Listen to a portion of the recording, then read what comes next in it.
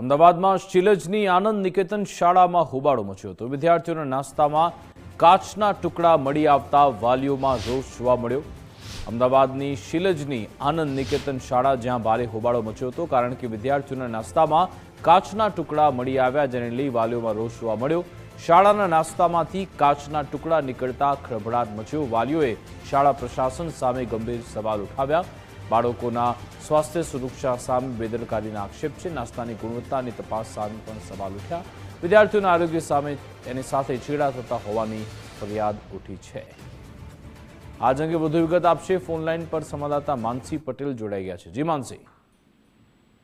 ચોક્કસથી અમદાવાદના શિલજ વિસ્તારમાં આવેલી આનંદ નિકેતન શાળા વધુ એક વખત વિવાદમાં આવી છે અને વિદ્યાર્થીઓના આરોગ્ય સાથે છેડા કરતા હોવાનો જે આક્ષેપ છે તે તમામ શાળામાં ભણતા જે વિદ્યાર્થીઓ છે તેમના વાલીઓ કરી રહ્યા છે, જેનું કારણ છે કે શાળા તરફથી વિદ્યાર્થીઓને દરરોજ નાસ્તો પીરસવામાં આવતો હોય છે અને આ નાસ્તામાંથી કાચના ટુકડા મળી આવ્યા હોવાનો જે આક્ષેપ છે તે વાલીઓ દ્વારા કરવામાં આવ્યો હતો અને તેને જ કારણે વાલીઓમાં ભારે રોષ જોવા મળ્યો છે। મહત્વનું છે કે આ ઘટનાની જ્યારે વાલીઓને જાણ થઈ ત્યારે તમામ વાલીઓ શાળા પરિષદમાં એકત્ર થયા હતા અને શાળા પ્રશાસન સામે ગંભીર જે સવાલો છે તે ઉઠાવ્યા હતા, કારણ કે અનેક લાખો રૂપિયાની જે ફી છે, અનેક જે નાસ્તાનો પણ જે ચાર્જ છે તે તમામ વાલીઓ ચૂકવતા હોય છે, પરંતુ તે ચાર્જની સામે જે પૌષ્ટિક ખોરાક છે તે વિદ્યાર્થીઓને નથી મળી રહ્યો અને તેના જ બદલે વિદ્યાર્થીઓને આપવામાં આવેલા જે નાસ્તા છે તે નાસ્તામાં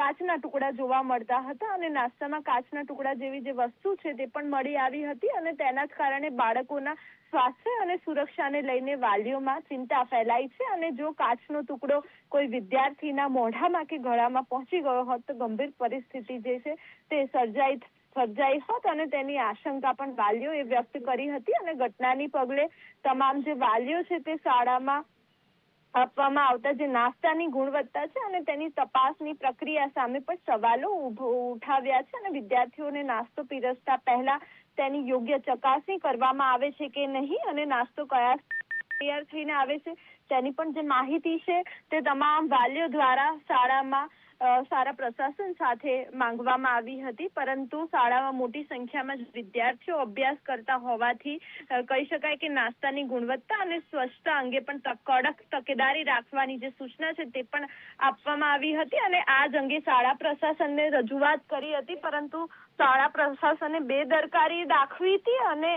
તેના જ કારણે તમામ જે વાલીઓ છે તે વાલીઓએ આજે હોબાળો કર્યો હતો શાળામાં અને સમગ્ર મામલે વાલીઓનો રોષ પણ સામે આવ્યો છે। તેના અનેક વિડીયો પણ સામે આવ્યા છે, કારણ કે વિદ્યાર્થીઓને આપવામાં આવતા જે નાસ્તાની ગુણવત્તા, સ્વચ્છતા અને સુરક્ષાને લઈને અનેક જે સવાલો છે તે વાલીઓ દ્વારા ઉઠાવવામાં આવ્યા છે। હવે આ મામલે શું સ્પષ્ટતા કરવામાં આવે છે અને નાસ્તામાં કાચના ટુકડા આવવાનું ચોક્કસ કારણ શું છે તે અંગે સૌની નજર છે। જી બિલકુલ, આભાર તમામ જાણકારી આપવા માટે।